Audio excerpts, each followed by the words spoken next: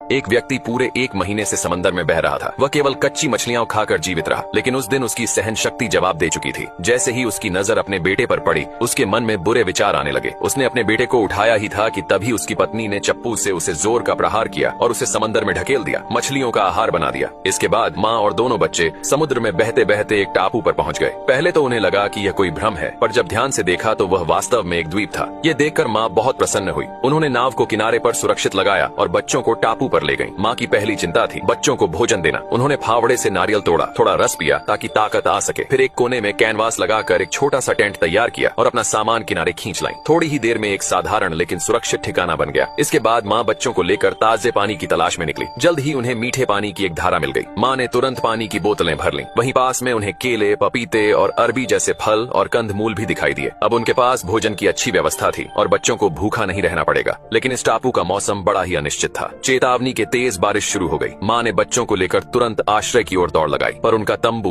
बारिश में बेकार साबित हुआ। मजबूरी में माँ ने बच्चों को कंबल में लपेट दिया और स्वयं बारिश में भीगती रही। बारिश रुकने के बाद उन्होंने देखा कि उनका टेंट पूरी तरह अस्त व्यस्त हो गया था। माँ समझ गईं कि अब उन्हें एक मजबूत आश्रय की जरूरत है। तभी बेटे ने पुकारा, माँ। माँ ने मुड़कर देखा कि पास ही एक लकड़ी का पुराना केबिन था। वह खुशी खुशी वहाँ पहुंची। देखने पर पता चला कि वह घर टूटा फूटा जरूर था, पर जरूरत की सारी चीजें मौजूद थीं। संभवतः किसी पुराने जहाज के यात्री द्वारा बनाया गया था। थोड़ी सफाई और मरम्मत से वह एक सुरक्षित घर बन सकता था। धीरे धीरे माँ ने मछली पकड़ने के भाले बनाना सीख लिया और बच्चों के लिए स्वादिष्ट भुनी हुई मछली पकाने लगी। दोनों बच्चों ने टापू पर कुछ नए मित्र भी बना लिए। ये छोटा सा परिवार अब शांत और खुशहाल जीवन जीने लगा। समय बीतता गया और बच्चे बड़े होते गए।